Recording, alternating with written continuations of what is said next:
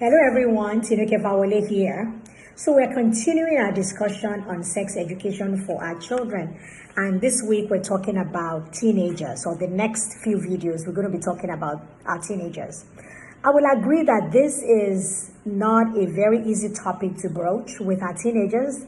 And there are some things that come in the way. There are some barriers that prevent us from being able to have this discussion. So that's what we want to deal with first in these next two videos. What are those things that hinder us and prevent us from having this discussion, and what can we do about them? So after we've done that, we'll be able to go into preparing ourselves to have this discussion and then actually having it. So I think the first hindrance is that sometimes we have not developed the culture of having conversations with our children. So if you don't know what your child's favorite color is, if you don't know this thing about your teenager, you will not be able to have this discussion. So the first thing I would encourage is that we get into the habit of just having conversations with our children, with our teenagers, and then it will be easy to get into the issue of sex. The second thing is our own experiences. Sometimes maybe we had sex as teenagers, and so we're thinking, well, the child is just going to do it. I did it. Or we think that we will not be able to tell them not to do it because we did. But actually that is not true. There are parents who did not go to college. They don't because of that say, well, I didn't go to college, so my child will never go to college. As a matter of fact, they do everything in their power to make sure that this child goes to college. The same thing with us.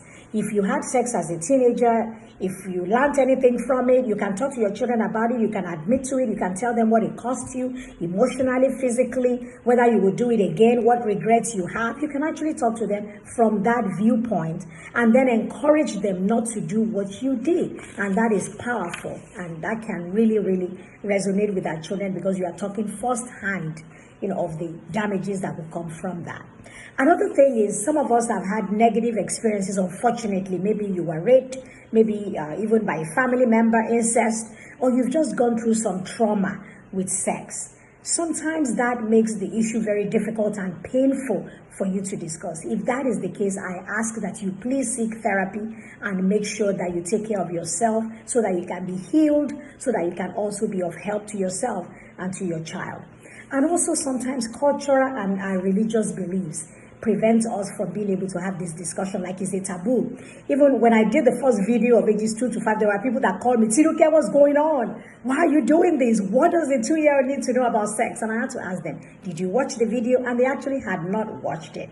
So we have all these barriers that prevent us. So I just mentioned 4. And I'm not able to get into all the 10. So this is part 1. So make sure you go to the next one, which is part 2, where I'm going to talk about the rest of the hindrances. Thank you so much. Thanks for watching. See you in the next video.